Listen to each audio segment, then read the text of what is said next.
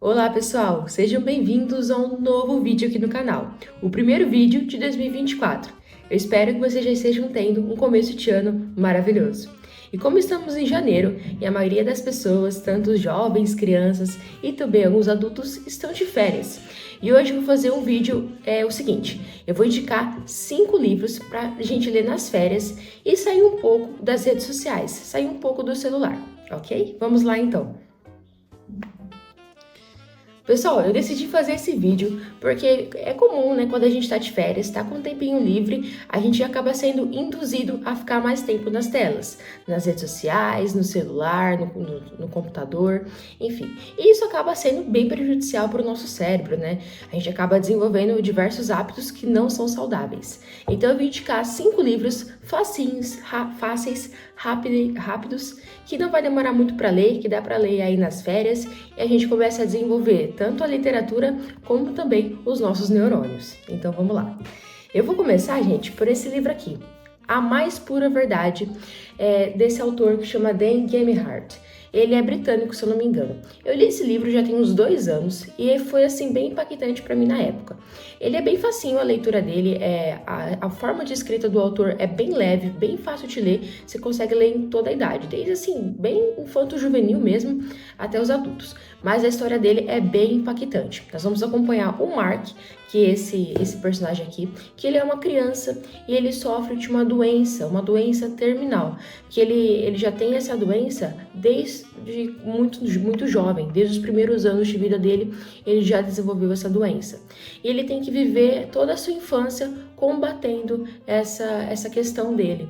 E o que impede ele de ser uma criança comum, de ser uma criança feliz. Então, muitas vezes, ele não pode sair para brincar, ele é impedido de ir para a escola por causa do tratamento, né? Ele consegue um pouco para a escola, depois ele tem que parar devido ao tratamento. Então, ele vive, infelizmente, impedido de viver uma infância feliz, uma infância saudável. E ele tem o sonho de escalar uma montanha.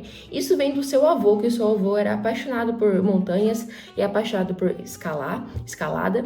Isso vem do seu avô. E o que acontece com o Mark? Ele piorou de saúde novamente. E dessa vez ele piorou muito. Então ele tá achando que vai morrer. E antes de morrer, ele quer realizar esse sonho de pelo menos uma vez na vida escalar uma montanha. E ele parte não sozinho, com a companhia do seu cachorro, em busca de realizar esse sonho, o último ato de sua vida. Gente, é uma história muito bonita, que faz a gente refletir muito sobre a nossa vida, sobre os nossos problemas em si, como muitas vezes a gente tem problemas que a gente acha enormes, mas não são nada comparado a outros, né, outras questões. Então, um livro muito bonito, o personagem, ele é muito doce, dá vontade de você dar um abraço nele depois que termina o livro. É muito legal, muito bacana, recomendo fortemente. E não vou negar que vai dar uma choradinha. Eu que sou uma pessoa consideravelmente sensível, chorei bastante no final do livro. Então, talvez se você for assim como eu, vai chorar um pouquinho. Depois a gente vai ter aqui uma indicação desse gigante escritor brasileiro, o Itamar Vieira Júnior, com o seu Torto Arado, que venceu o prêmio Jabuti e o prêmio Oceanos. Gente, esse livro aqui ficou muito famoso na época do seu lançamento, se tornou um best-seller, teve tradução até no Japão, de tão conhecido que ele ficou internacionalmente. Ainda bem, que bom que ele ficou conhecido, porque é uma história que representa tanto a nossa nação brasileira. Aqui nessa narrativa a gente vai acompanhar as duas irmãs, a Bibiana e a Belonizia, que elas estão conectadas por um acontecimento logo na infância. Acontece, diríamos, um acidente que as duas vão estar sempre juntas, sempre ligadas, tanto pessoalmente como pela alma. E também a gente vai ter a história, né, se passa no sertão da Bahia, numa parte muito árida, muito seca, que elas enfrentam grandes dificuldades, tanto para se manter como para viver.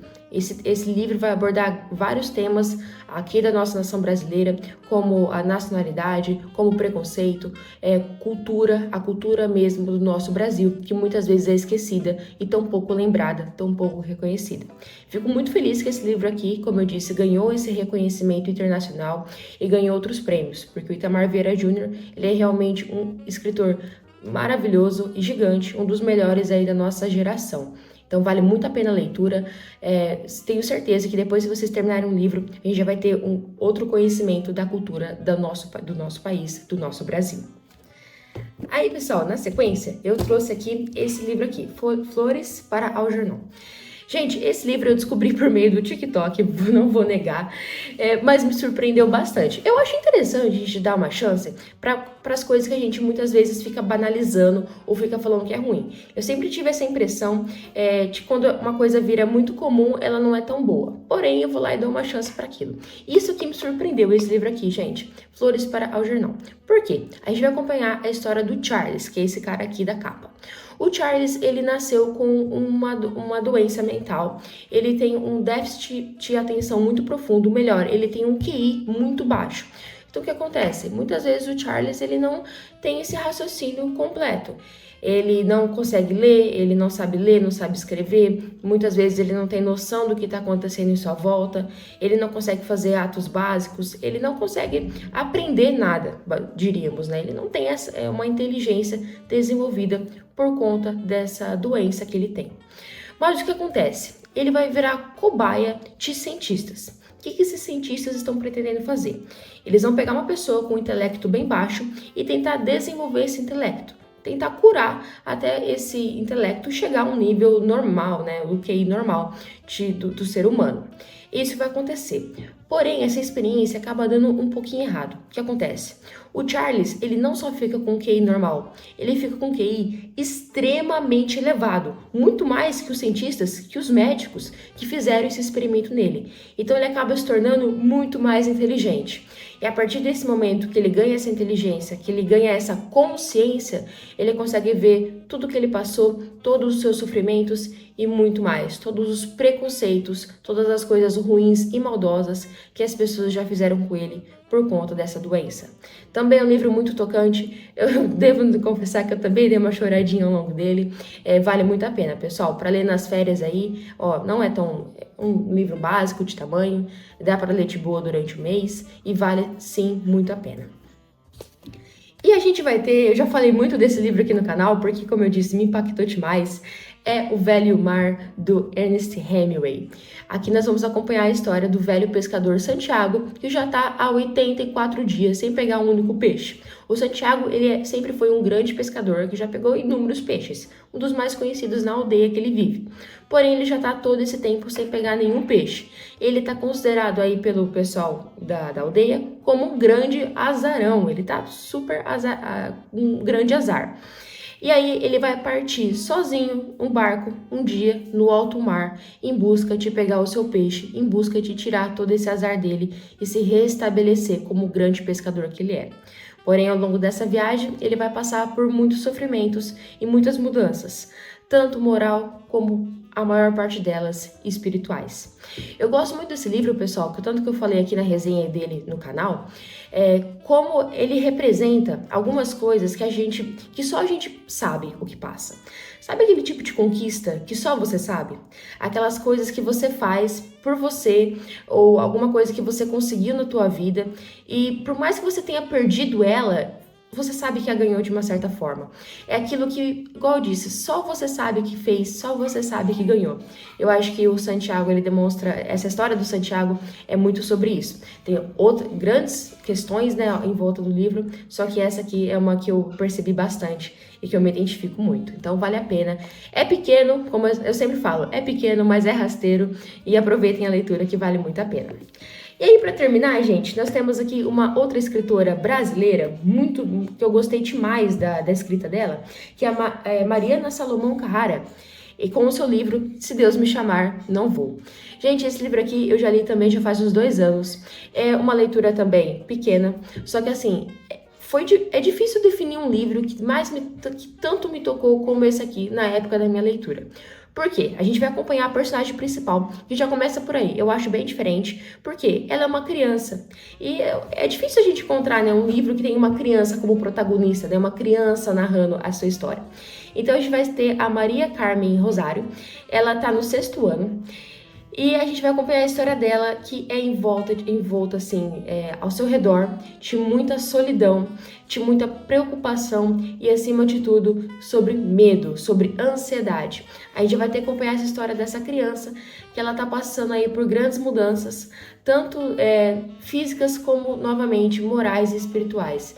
E ela sente como se o mundo em volta dela não a aceitasse, porque ela tem uma relação muito difícil com os pais e muito difícil com ela mesma, com sua autoaceitação. E isso desde criança, né? É uma história muito bonita mesmo. A escrita da Mariana, perdão. A escrita da Mariana é fenomenal, é muito leve, é muito simbólica e, acima de tudo, muito poética. Para fazer essa resenha aqui para vocês, eu tava dando uma folheada no livro, porque eu nunca falei, né, sobre minhas técnicas de marcação, mas eu sempre gosto de grifar frases que eu gosto, que eu achei bonito. E eu tava vendo aqui e me deu muita vontade de ler de novo esse livro aqui. Não sei se vou ter oportunidade, se vou ter tempo para ler ele novamente em 2024. Não tenho nenhuma releitura programada, mas isso aqui dá vontade, gente. É muito bonito, eu recomendo fortemente. E é uma pena que ele não é tão reconhecido, porque muita gente deveria conhecer ele e se apaixonar por essa história da Maria Carmen.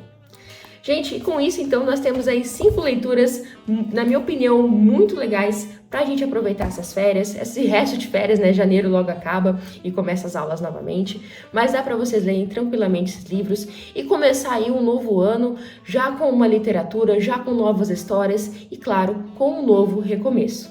Espero que vocês tenham gostado dessas dicas e eu volto em breve com mais resenhas aqui no canal. Até mais!